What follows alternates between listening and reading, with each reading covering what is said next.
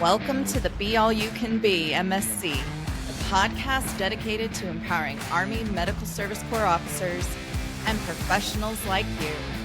I'm your host, Stephanie Moore.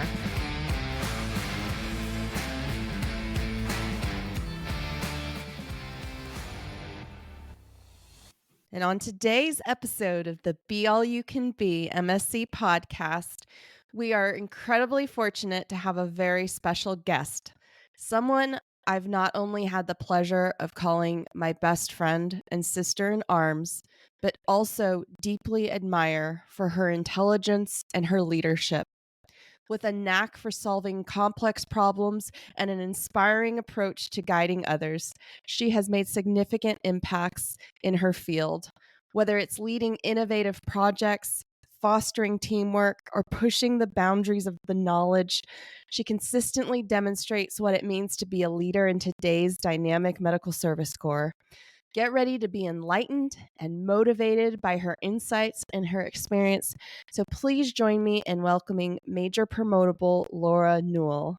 Laura, thank you so much for joining us. Thank you, Stephanie. I really appreciate you and this opportunity and this platform that you've created. It's absolutely incredible. Well, thanks, Laura. And so, Laura, let's jump right in there. I invited you on the podcast today in your role as the Deputy Consultant for Strategic Communications for the 70 Charlies, which are also known as the Health Services Comptrollers. But please first start off by telling us a little bit about your Army experience. Yeah, absolutely. So I have had what I consider to be a good variety of assignments in my career, both on the TO&E and the TDA side of the house. I have worked in medical brigades as a medical brigade S8, as well as the hospital setting as a resource manager, comptroller. And then, of course, in the early years, our time together, we were in a combat support hospital. And then I've also had an opportunity to work in the generating force in the AI schoolhouse down in San Antonio. So lots of different experiences, and all of them have brought some value, I think, to my career and have built upon each other in each subsequent assignment. And what was your commissioning source, Laura? I was an ROTC graduate. And you had an interesting journey there because I know you didn't really go straight from high school into ROTC. That's correct. So it's funny when people ask me, what college did you go to? I'm like, well, like 7 of them. Which coast should I tell you about? So, yeah, I actually started off at a junior college in Northern California, and I was commuting a long ways to get to school, and the commute plus working full time was rough. So I didn't do so well the first semester. So I moved to another community college that was closer to home, brought my grades up, and then they didn't have all the classes I needed to complete my associate's degree. So I had to go to another community college to take one class so I could transfer to a 4-year institution. And that's actually when I discovered ROTC at Sacramento State University. I was on campus. I saw these uniforms rocking around. I'm like, what is this? And this was also around the time that I realized student loans were no joke and interest rates were not pretty. So when I learned about ROTC and the idea that they had scholarships and somehow this would guarantee a job and a paycheck after graduation, I was like, this is a good idea. So I joined ROTC and then was lucky enough to get a 2-year scholarship. Actually had to extend my time in college to finish ROTC to do the 2-year scholarship. And then I transferred to Columbus State University in Georgia, where they wouldn't take all my transfer credits. So I had to attend 2 more colleges simultaneously to my class schedule in Georgia in order to finish on time. So it was quite the journey. I never know what to say when people ask me what school I went to. Well, and I appreciate you sharing that, Laura, because I think it speaks to several things. It speaks to your tenacity. And then also, I mean, it's the reality oftentimes for especially our enlisted brother and sisters on how they go about getting their education. Sometimes we don't have the opportunity to just be at one school, but I want to highlight that because it shows that it can be done. So I really do appreciate you sharing that experience. So, what does a 70 Charlie Health Service Comptroller focus on primarily in the Army? So, as a 70 Charlie Health Service Comptroller, we are, I mean, what most people think of is budget and money. But more importantly, and a better way to put it is the resource management aspect. Because it's not just about the money, it's also about the manpower and the people. Civilian pay is usually the largest portion of an organization's budget. So there's a little bit of human resource management in there, in addition to the other resource management, the budgets. When you think of your GPC purchases, your DTS travel, all of that comes into play. And so it was interesting in doing the research on the health services comptroller because, like you highlighted, that you had worked also in a medical brigade. So you really find the 70 Charlie all aspects of Army military medicine and Army medicine as a whole. And so, could you talk a little bit about what aspects of like the planning, programming, budgeting, execution kind of process that the 70 Charlies are a part of? Yeah, absolutely. So, not everyone realizes that the budget process and the annual budget that we receive is planned out years in advance. And you mentioned it, the PPBE: planning, programming, budgeting, and execution. So, with PPBE, we have a 5 year planning horizon. We're looking at the current year execution, we're planning for next year's execution, and then we're also programming for the next up to 5 years out. So, and that's important because when you're planning to have, let's say your organization is looking to do something new that they've never done before, and most things cost money. So, for example, let's say you're standing up a new unit and they're going to integrate into some operational exercises. There is a monetary component to that, and it's important to program those dollars years in advance so that when you get to the year of execution, you're not wondering, okay, well, how are we going to pay for this? And then you end up having to send up unfinanced requirements, which may or may not get funded. So that planning in advance and that 5 year horizon is really important, and an important aspect of our role to ensure that we're setting organizations in our units and our commanders up for success. No, I really appreciate you diving in a little bit more on the details of that, Laura, because I think some of the audience out there doesn't realize that like how much planning goes into the budgetary aspect. And unfortunately, we don't really talk about the PPB&E process, planning, programming, budgeting, and execution system until later in our careers. I want to say the first time that you really dive into it from a primary military education perspective is at CGSC, also known as ILE, where they go over we call it the horse blanket of force management. And I'll make sure to link that in this episode as well, is the Army Force Management horse blanket, if you will, that has a portion of that is the PPB&E process. And it's a great thing to know because, like you said, when newer requirements come up, or let's say your unit is going through a tow or TDA change or update, that has to be planned for. If you're growing the organization and you're going to have more equipment, well, the equipment doesn't show up unless the money shows up, right? So, Exactly.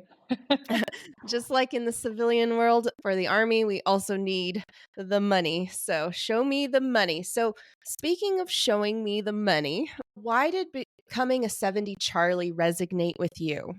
As a young lieutenant, I didn't know the 70 Charlie AOC existed.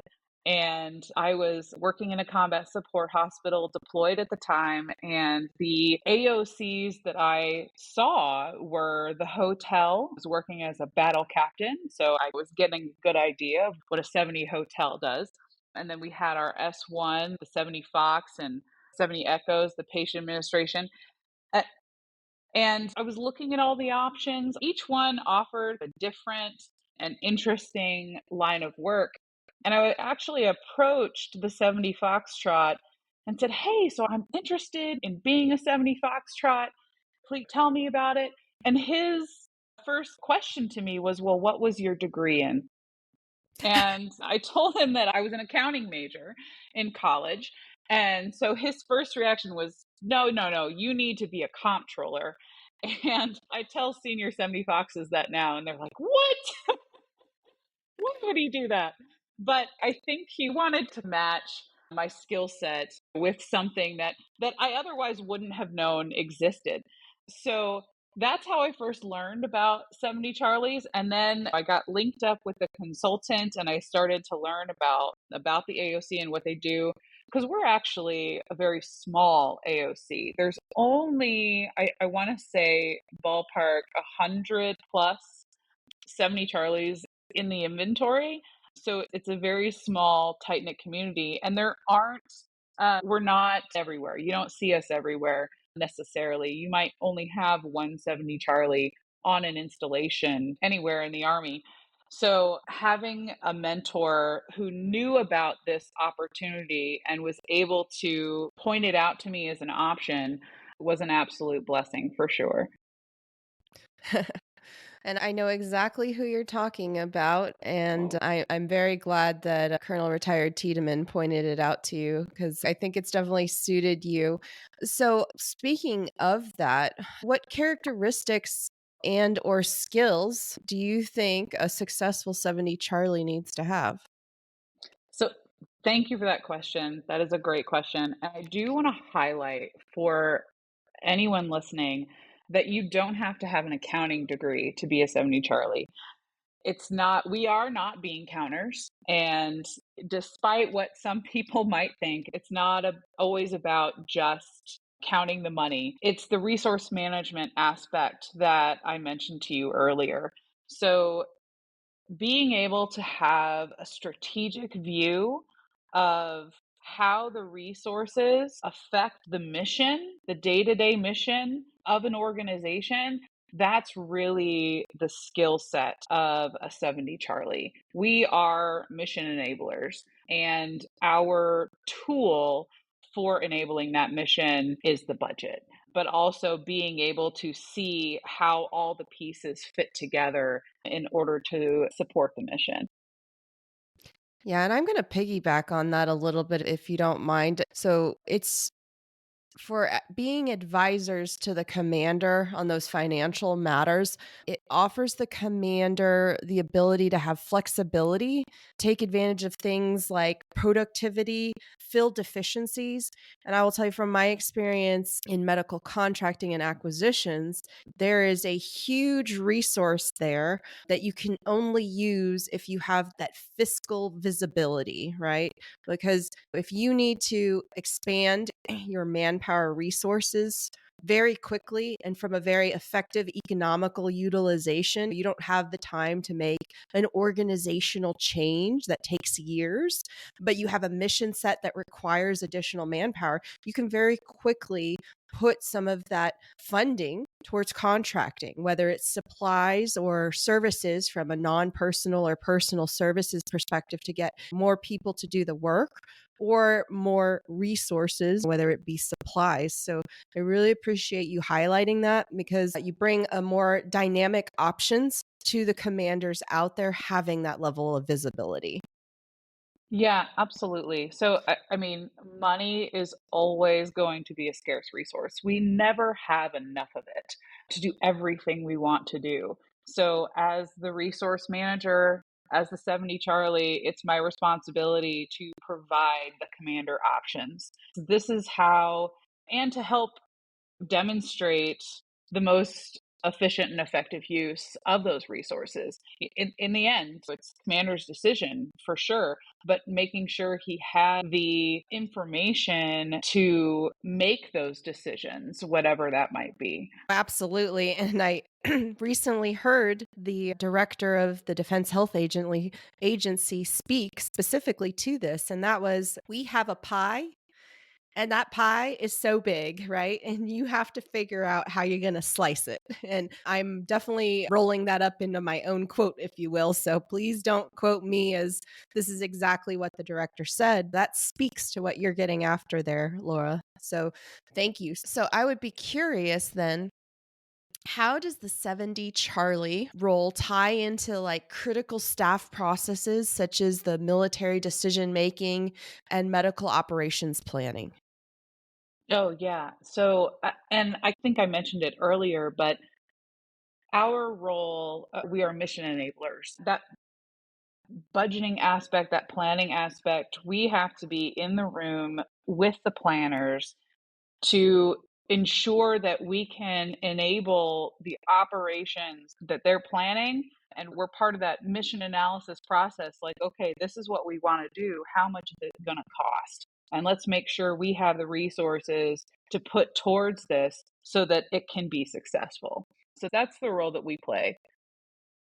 The how we're going to pay for it is not always the first thing people think about, but if there is whenever the scenario happens where, oops, we don't have the money, suddenly it becomes an emergency. So making sure that we're in early in that mission analysis portion of MDMP allows us to make sure that commander's intent and the mission gets done.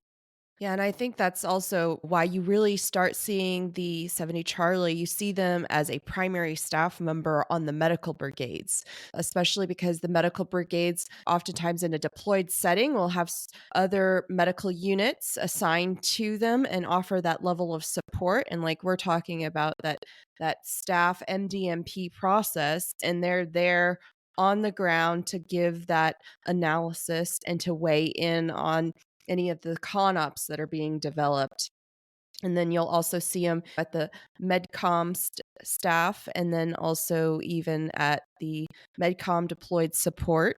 The other thing, too, though, I want to highlight, and I know you can speak to this, is comptrollers play an important part in developing policies also. Can you speak to maybe some of your personal experience in the opportunities to help develop policies? Absolutely. So, with one of the kind of career opportunities, if you will, within the comptroller lane is that for financial policy and shaping financial policy.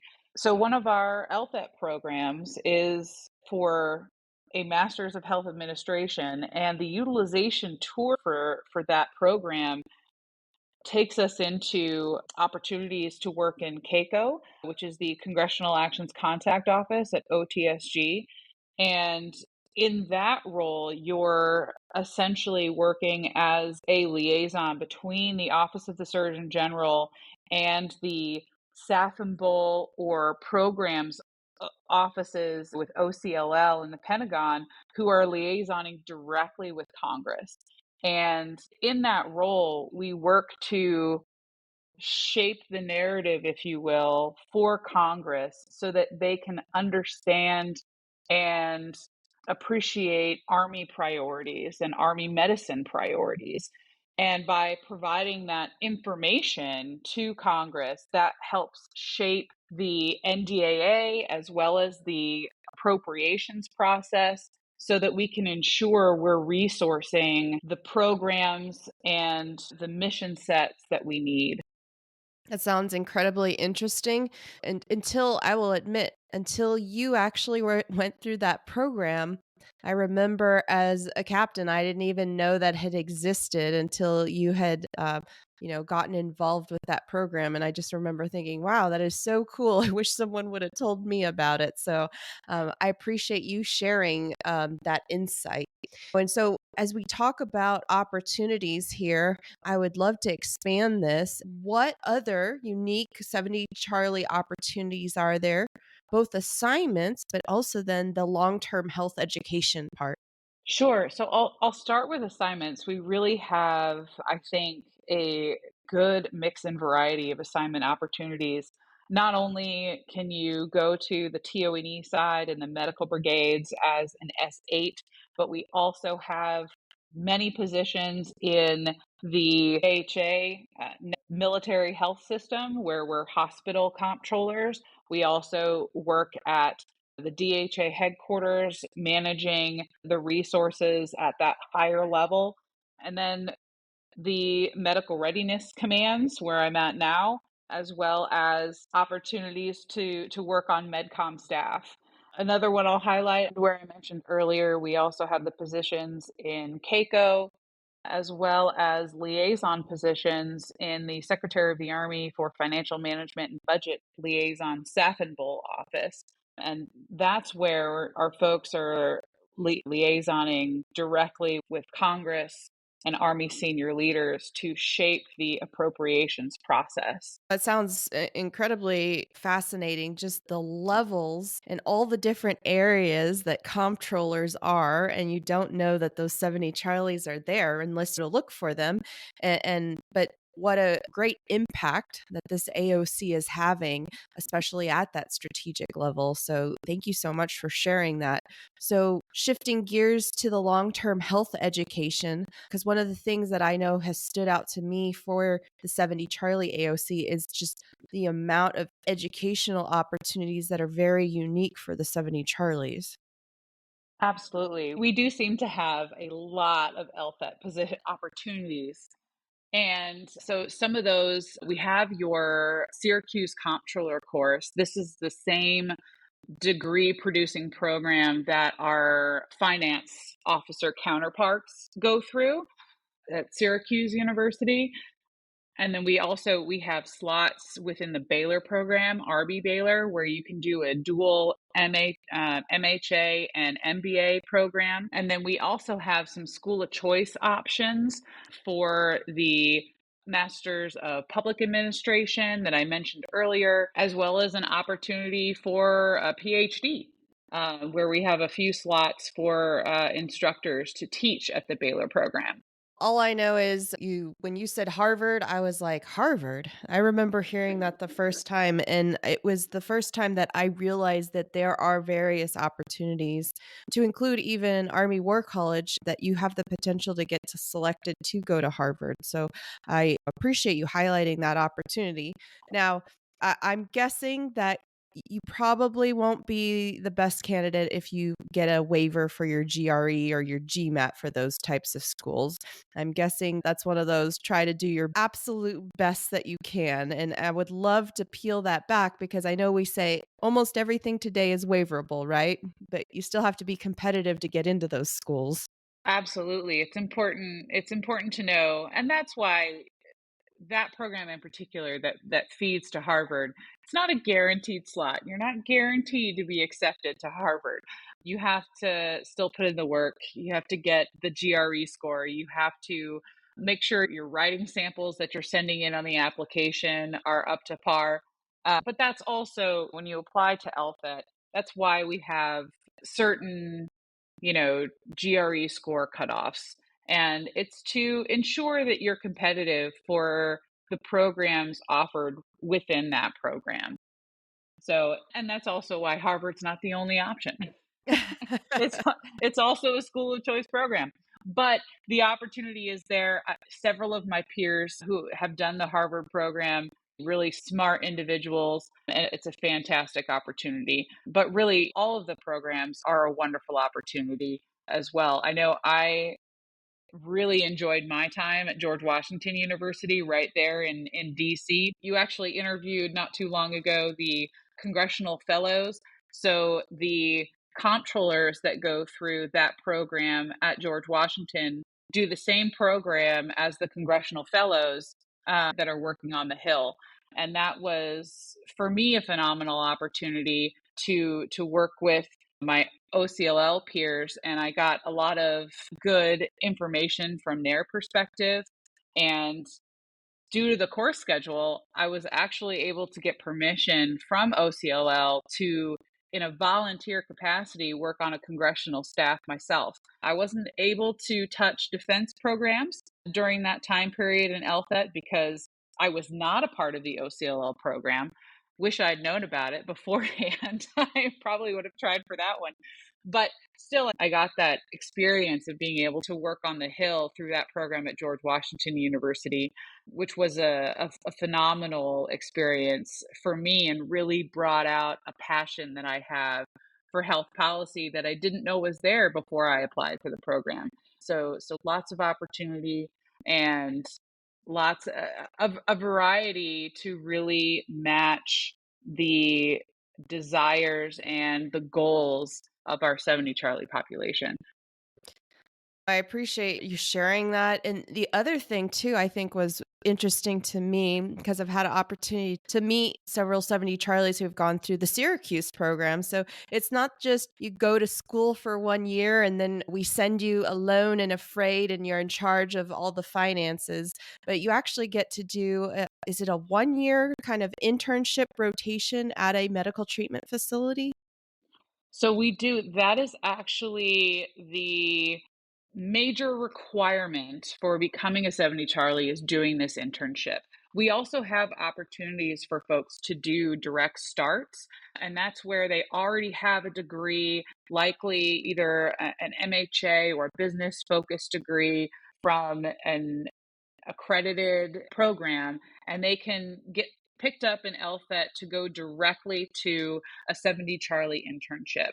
And so this is our 1 year process at a medicine facility where we learn about all the aspects of resource management for the Defense Health Program as well as the OMA execution piece. But they really, and it does take about a year.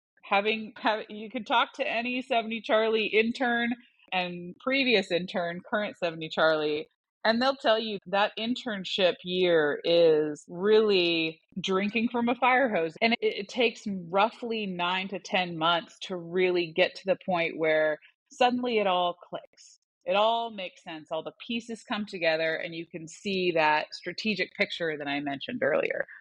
I appreciate you sharing that because one of the things too is we talked a lot about what's put on the 70 Charlie, but it's not like you go through these programs and then you're assigned in your if you want to visualize, it's not like you're going to Gringotts Bank, right, in Harry Potter, where the little goblins sit at each little counter and they're responsible for all this gold, right? You get to go and work with those sends. They have an incredible amount of staff, civilian, that helps support.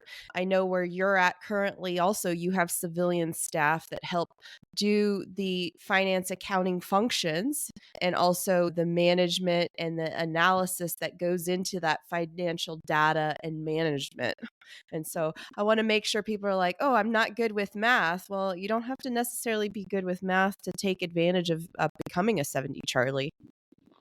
Yeah, absolutely. So I'm not a budget analyst, but I do have budget analysts, and you do have to know how to look at the data and understand it and interpret it for the commander, but I'm certainly not one to do public math.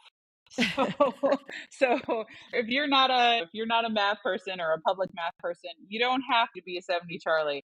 But because we'll teach you how to understand the data, but being able to take that complex data and turn it into actionable decision information to drive decisions for the commanders, that's the core of it. Yeah, absolutely. And I know you're not that great with math. I've seen you pull out your calculator on your phone to calculate the tip. So I know the truth, Laura. All right. Well, I appreciate you peeling back the layers of the 70 Charlie with us. And so I'd like to shift gears and have a little bit of fun with you. And so you and I, we go way back. We were lieutenants together. Whether you wanted to or not, when you got off of the plane from your deployment, I believe I forced myself upon you when you wanted to just go and hang out at the hotel. I was like, "What are you doing for dinner?" And we see where it's led us. So, but I say that in jest, but I do want to share with the audience something which you were gracious enough to be willing to have me share. And that is, we have known each other since we were lieutenants. I never imagined I would be in the military for over 17 years. And if I think about all of the leaders along the way and the lessons learned, when I try to think, what helped me get to this point? Because I've had probably 3 instances in my career where I was like, "You know what? I wanna hang this up. I don't know if this is for me." And I think if we're being honest, most folks in their Army journey will face those types of decisions potentially or feelings, depending on where you're at in life and what happens. But the one thing that our friendship over the years has given me is you've been that outlet to me. You've been the person I can call no matter what, and I can lean on you and I can tell you, hey, this is what's going on. And we can either be like, that sucks, that's oh my gosh, together, or you've even at times given me some hard truths that I wasn't really wanting to hear. I think we joked about it the other day when we were talking. We've only ever been stationed together once, and we had the joy of taking the company guide on at the same time on the same day, to include having a shared cake at our change of command ceremonies where we assumed command. But other than that, you and I have never been stationed together since. But we've been intentional with our relationship and we've gotten to know each other's families and been so heavily ingrained in supporting each other and celebrating each other. I want to tell you that's been one of the main ingredients to my ability to serve and be successful. And I don't know that we talk about that enough. I would tell you, I don't see myself as the most resilient leader, but you have helped me be resilient. So your friendship has been a level of resiliency for me. And you, my friend, I feel the exact same way. I don't think I would have made it this far if it weren't for our friendship and the support that I've gotten from you over the years. It's funny, despite the distance, sometimes we're on different continents or even just separated by multiple states. I know that I can always call you no matter what the hour. And if I need your help with something, your guidance, or just a friendly ear, you're always there. And I cannot emphasize enough how much that's mean to me over the years, because and it really it makes a difference, because this military life is not easy, and it's important to have those relationships and those friendships where you have someone to turn to when you need it. And I just really appreciate you and the friendship that we've built over these years. And it's really amazing to think about where we were all those years ago and where we are today. We both have grown so much, experienced so much, and it's just been a blessing to have you in my life. Well, and for the audience out there, I did threaten to tell the story if she didn't say these nice things about the time that the pigeon had a special delivery on her face and we were riding our bikes around the NCR. So, Laura, sorry, I'm going to out you, but I was happy to wipe the special delivery off of your head that day. No, I considered it good luck. It was supposed like it was a good sign for the future of that assignment. No, I remember that day very well. Actually, that whole week you came up and saw me right before I was supposed to PCS. You walked into my office at work, saw I had packed absolutely nothing of my office, and you helped me really realize, like, okay, it's time to close this chapter. Let's stop working to death and pack up the office and get ready for a PCS move. And yeah, no, they say that things like that and getting, I'm just going to say it, pooped on by a bird is supposed to be a lucky sign. So, and I think it was. It ended up, the trajectory of my life and career after that moment has been a good thing. So, no regrets. Well, here's to the pigeon's special delivery. And so let's jump over then. Why don't you share with the audience some of the best career advice you've either ever received or given? So I am going to say the best career advice I've ever received is not to plan your career moves or your AOC designation choices on histograms. There are some people will tell you, oh, well, if you look at this AOC and they've got lots of room for promotion potential as you go on, and you're really likely to make it to '05 or '06 if you go this route, whereas this AOC is too full, it's too competitive. That will most likely lead you down a path to doing something you're not passionate about. If you can find what you're passionate about, follow that passion, because that is what is going to allow you to come to work every day. And if you're not enjoying it every day, you're at least enjoying it most of the time. And that's going to shine through and help you progress in your career. So don't decide your career moves and where you want to be based on those histograms. Follow your passion.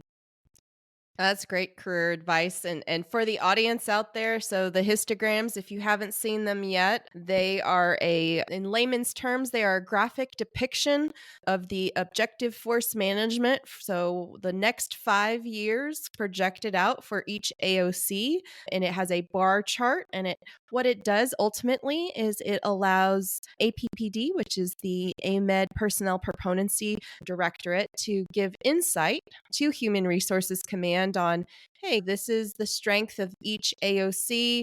This is where we're projecting it out. And the intentions there is we always need to make sure we have officers that we are developing in the pipeline and building the bench for the future, because you don't build a major overnight. That's almost 10 years of investment. And so how do we get the next major, the next lieutenant colonel, the next colonel that we need? And so that's what that tool is on the histogram side. It's really like a fuel gauge, if you will, on where's the inventory now and where do we project it needs to be. So great advice, Laura. Yes, I would never make a decision on which AOC based off of that.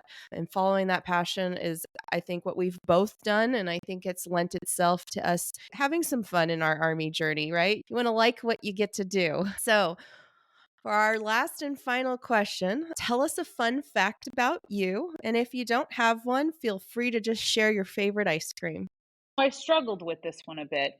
It's always hard to think of a fun fact. What I should ask is what you think the most fun fact about me is.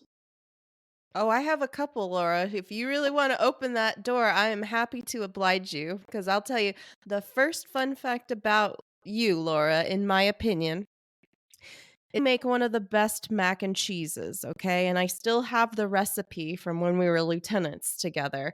And the secret ingredient to your mac and cheese, it's going to blow everybody's mind, is white wine. Never knew you could use white wine in mac and cheese, but it does something magical. And so I will tell you, you have one of the top 5 best mac and cheeses I've ever eaten in my life. That is my fun fact about you. See, I love hearing that. That is so much better than anything I would have come up with myself.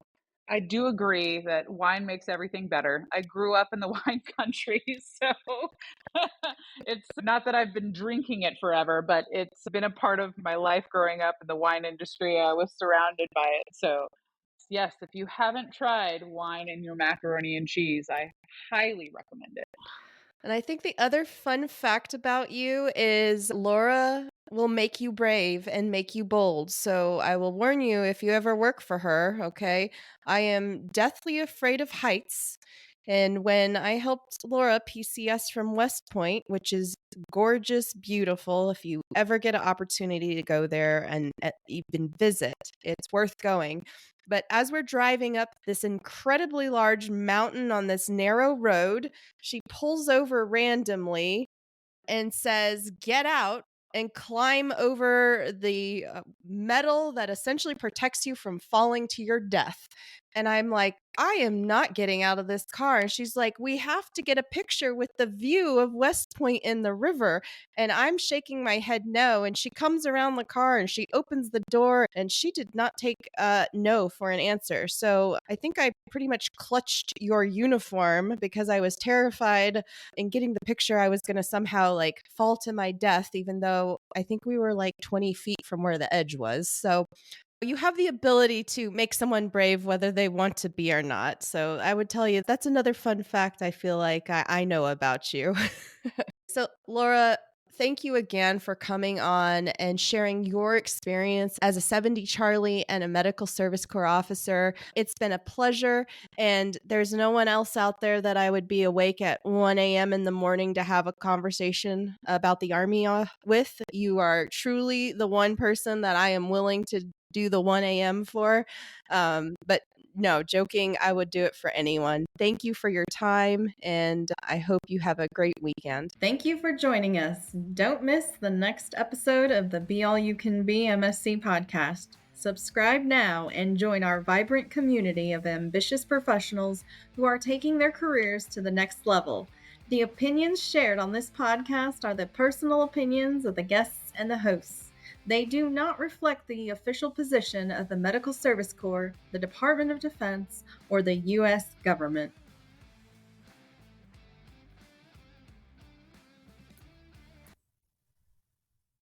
I invited you on the podcast today in your role as the Deputy Consultant for Strategic Communications for the 70 Charlies, which are also known as the Health Service Comptrollers. But please first start off by telling us a little bit about your Army experience.